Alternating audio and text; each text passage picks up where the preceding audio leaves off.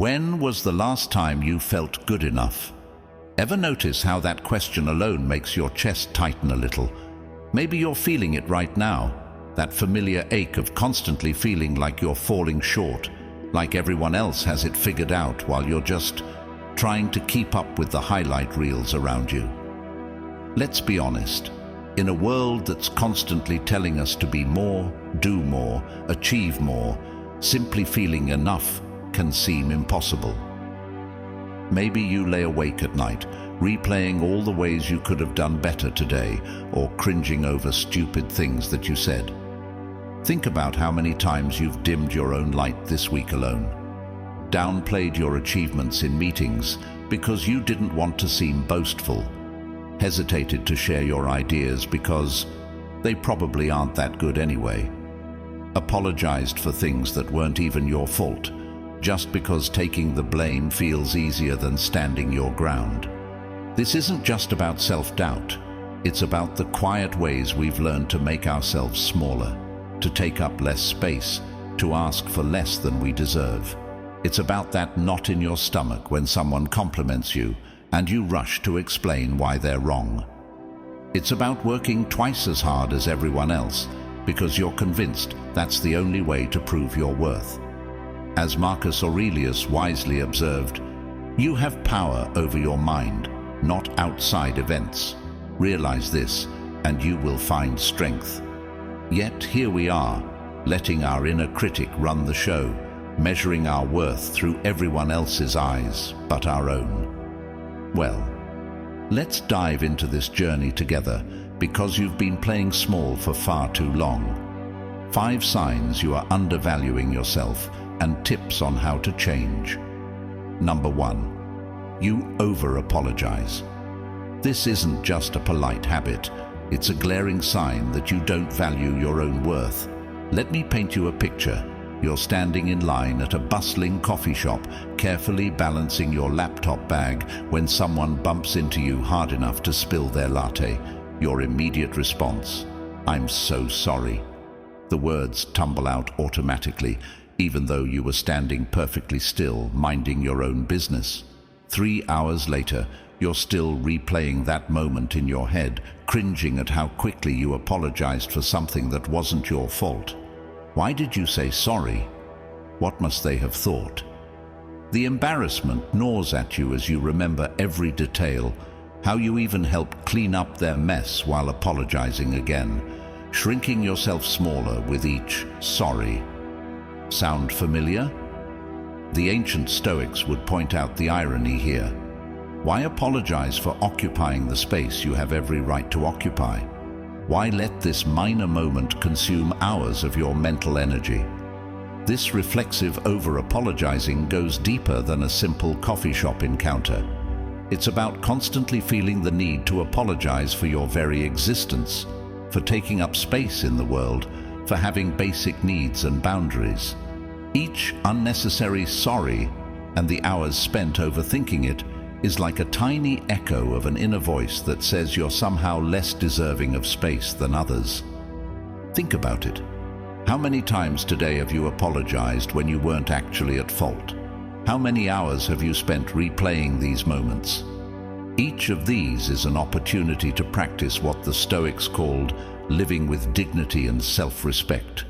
Save your apologies and your mental energy for when they truly matter, when you've made a genuine mistake or caused actual harm.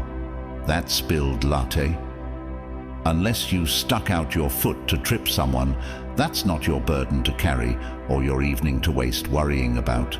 The next time something like this happens, try this instead. Take a breath, stand your ground, offer help if needed, but leave the apology for situations where it's truly warranted. Your space in this world is not something you need to apologize for, and certainly not something you need to spend hours second-guessing. Number 2, you are constantly trying to please people.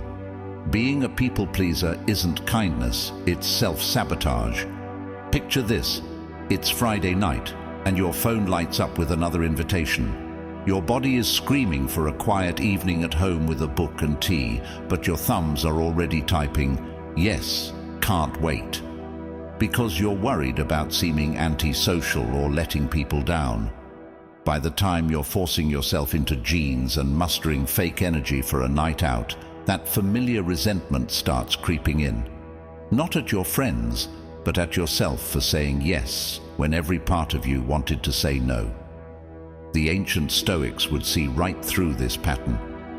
As Epictetus wisely noted, when you try to please others, you ultimately lose yourself. This isn't about being kind or helpful. It's about systematically erasing your own needs, desires, and boundaries to earn approval that never quite feels enough. Think about how many times this week you've said yes when every fiber of your being wanted to say no.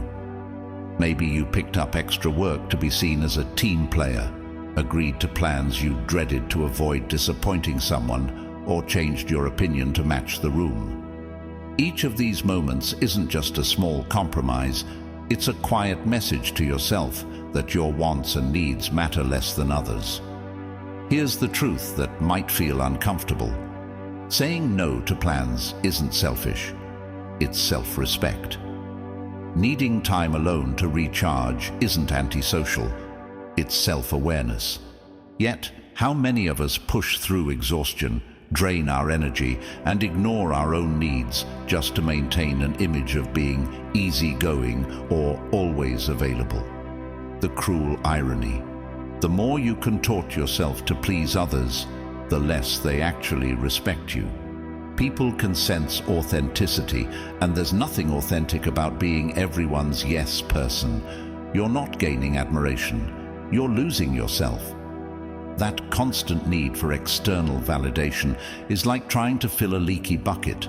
No amount of people-pleasing will ever make you feel enough if you don't value yourself first. The next time you feel that familiar urge to say yes when your heart is screaming no, try this instead. Take a breath. Remember that, "No, I need a quiet night in" is a complete sentence. You don't need to make up elaborate excuses or apologize for taking care of yourself. Your true worth isn't measured by how many social obligations you can juggle. It's measured by how well you can stay true to yourself while being honest with others. Remember, you don't need to set yourself on fire to keep others warm. Your needs, your boundaries, your desires, they're not just valid, they're essential to your well-being. Start treating them that way. Number 3, stop comparing yourself to others. Another sign you're undervaluing yourself. Is this a familiar scene? You're scrolling through social media late at night and there it is, your friend's stunning photos from their Maldives vacation, all crystal waters and sunset cocktails. Meanwhile, you're working overtime just to keep up with bills, your idea of a break being a quiet weekend at home. That familiar ache settles in. Why do you seem to work twice as hard for half as much? This constant comparison isn't just harmful, it's a clear sign you're undervaluing your own worth and journey. The Stoics had it right centuries ago. As Marcus Aurelius put it, how much time he gains who does not look to see what his neighbor says or does or thinks, but only at what he does himself to make it just and holy. Here's the truth. You're comparing your behind-the-scenes footage to everyone else's highlight reel.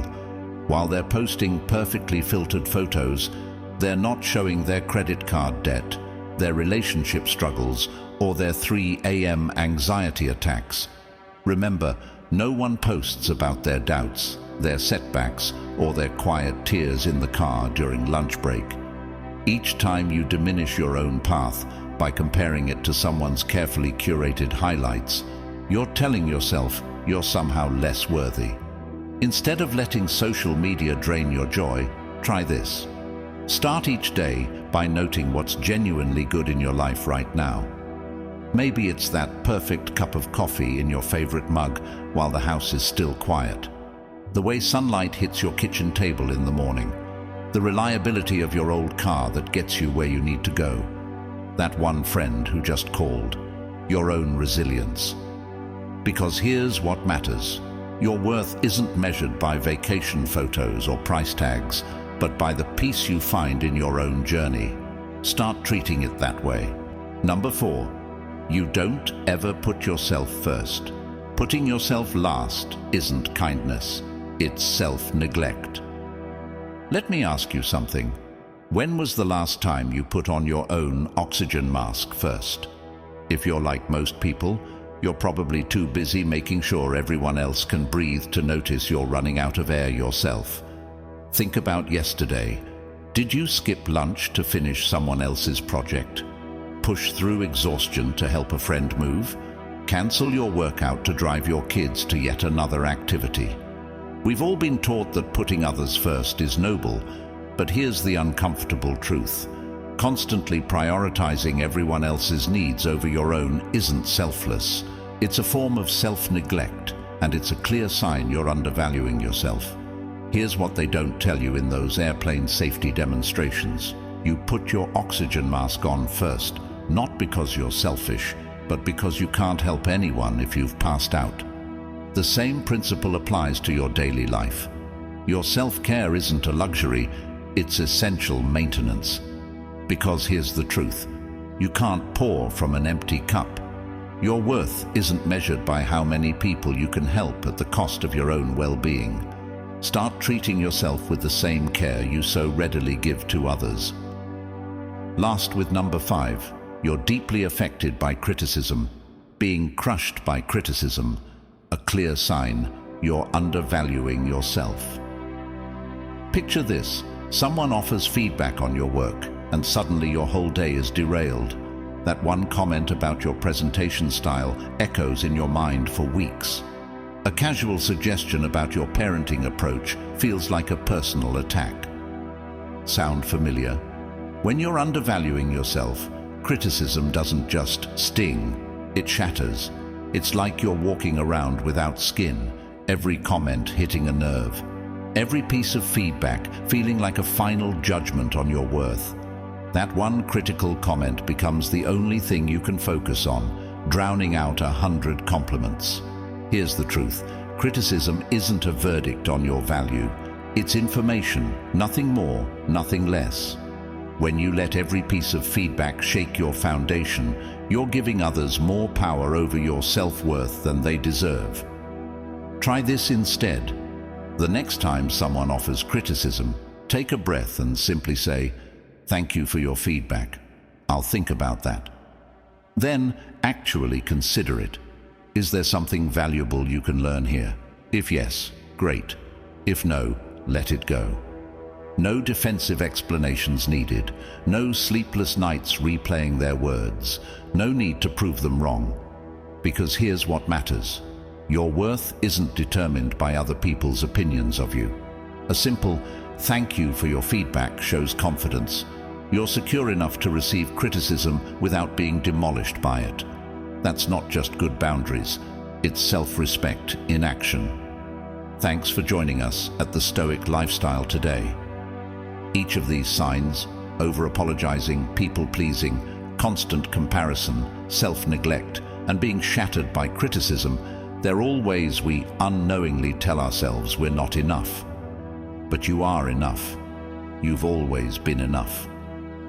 Thank you for spending time with us at the Stoic Lifestyle. We hope these insights help you recognize and break free from patterns of undervaluing yourself. Until next time, remember, you're not just worth more than you think, you're worth more than you can imagine. See you in our next exploration of modern stoicism and self-discovery.